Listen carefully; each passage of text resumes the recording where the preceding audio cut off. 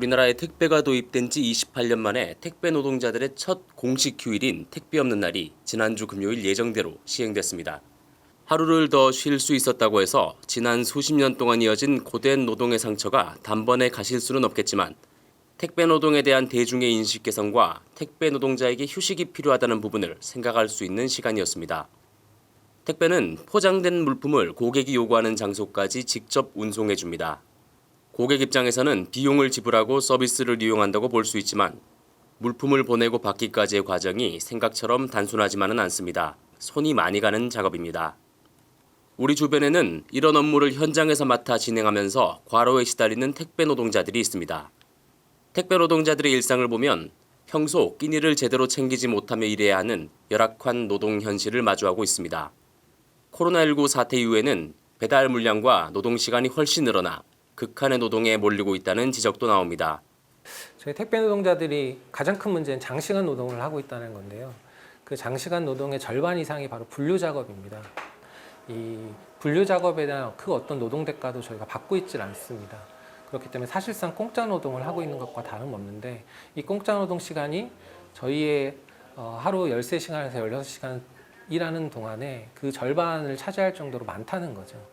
지금 코로나 때문에 물량이 한시적으로 급격하게 늘고 있기 때문에 저희가 한시적으로나마 이 분류 작업에 대해서 대체 인력을 보충해 달라고 지금 정부와 택배사에 요구를 하고 있는 상황입니다.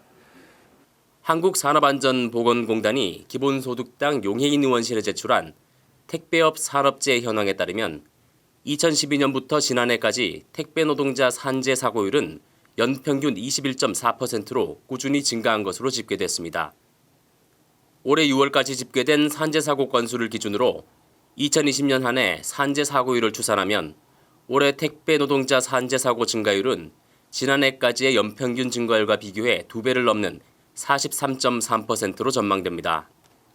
코로나19 상황에서 택배 물량의 증가가 본격화된 가운데 택배 노동자의 과로는 산재 사고율 급증으로 이어진다는 설명입니다.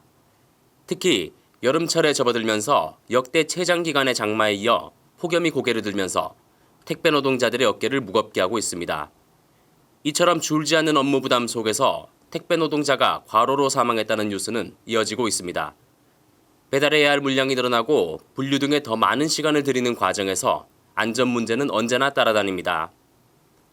하루의 휴일이 지난 시점에서 택배 기사들은 다시 열악한 작업 환경을 마주하고 있습니다. 고된 업무에 폭염까지 겹쳐 이중고를 겪고 있는 상황. 코로나19가 이어지는 가운데 다가오는 추석 연휴를 앞두고 밀려드는 물량과 싸워야 하는 택배 노동자들의 현실은 이어지는 기사에서 전합니다.